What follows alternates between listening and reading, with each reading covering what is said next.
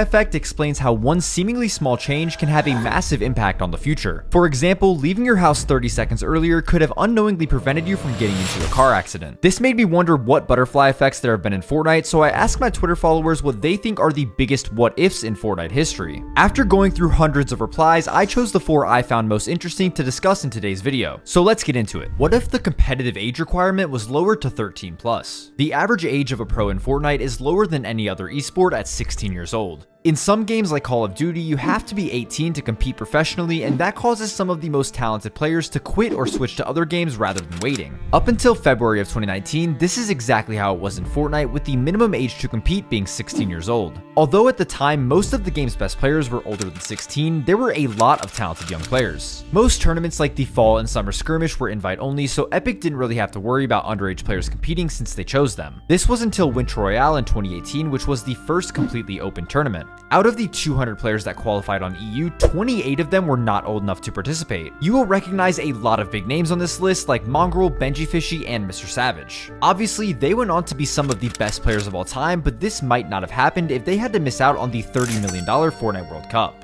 Imagine knowing you are so good that you're guaranteed to make at least $50,000, but being forced to miss out because of your age. Out of the 100 players that qualified for the Solo World Cup, 32 of them were under 16, so they would not have been able to compete if it wasn't for the rule change. You might be thinking, well, those 32 spots would have just gone to the next best players that were eligible, but that is not the case. If these players weren't allowed in the lobbies in the first place, every single game in the history of Fortnite competitive would be different. Even today, some of the best tier 1 pros are not even 16 years old. I could sit here all day and list specific players, but the best example is Power Alex. Alex is an Australian player with 3 FNCS titles, and right now he is only 15 years old. He played his first tournament when he was only 10 and placed 3rd in FNCS when he was 12. With over $100,000 in earnings, it's crazy to think that he would still not be able to play tournaments if the rule was never changed. And duos like Peterbot and Poyo would have never been able to dominate the game like they have because Poyo just recently turned 16. Overall, I think the game would be a lot easier if you had to be 16 to compete. The younger players are the ones who are constantly pushing the mechanical skill level higher and higher, and when you think of the best fighters in the game, you do not think of an old person. It makes you wonder if an old head like Tfue would have multiple FNCS wins and be considered the GOAT of Fortnite. At the end of the day, I think only needing to be 13 years old is one of the main reasons Fortnite still thrives as an esport, and it was a great change. But it makes you wonder how different things would be if this didn't change. Another player who wouldn't have been able to compete until last year was the FNCS Global Champion, Cooper. So what if Cooper didn't win the coin flip that changed his life?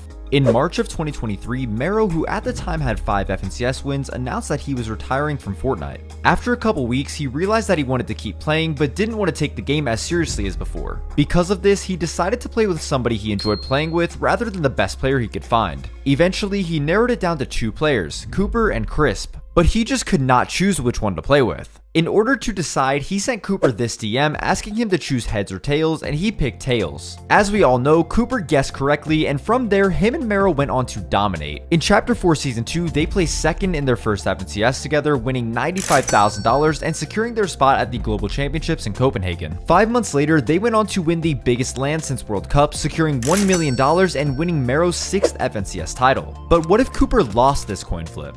As we know, if he chose incorrectly, Mero would have duoed with Crisp. If you don't know who Crisp is, he is a very talented player with his best FNCS placement being 6th. In Chapter 4 Season 1, he came just short of qualifying for Grand Finals, so he was looking for a duo. Him and Mero would have played, but since he was playing with Cooper, Crisp had to find someone else. The next 2 seasons, he would place 38th and 28th in FNCS, which was not too good. Luckily, there was a last chance qualifier, so he had one more shot to qualify for Copenhagen. He teamed up with Noxy for this, and they finished in 6th, securing their spot, but the actual tournament wouldn't go too well as they finished in 25th place. So would Crisp and Mero have performed as well as Mero did with Cooper? Well, they actually did play one tournament together in Chapter 4 Season 2. It was a duo cash cup and they placed 2nd, so even with no practice together, they were already really good. Looking at this, it's surprising that Mero didn't play with him. Obviously, it's hard to say that they could have done better considering they would have had to outdo a 2nd in FNCS and win globals, but it was definitely possible. The thing is, this story goes a little deeper. Everybody knows someone who says if I had 0 ping, I'd be the best player in the game, and Cooper was one of those people. Living in Texas Texas his whole life, he was always a 50 ping player, which is not ideal, but when NA East and NA West merged to NA Central, he became 0 ping overnight. When this happened, he only had $8,000 earned, but he was ready to put all of his time and energy into Fortnite. This would obviously pay off, but if the servers never combined, Mero wouldn't even have considered playing with him, and things would be a lot different. Another duo probably would have won globals, and all 3 of these players would have drastically different careers. It's crazy how a coin flip and a seemingly insignificant change completely altered Cooper's life in 6 months. The only reason Mero gave him a chance in the first place is because of his insane mechanics, so that makes me wonder, what if turbo building was never added?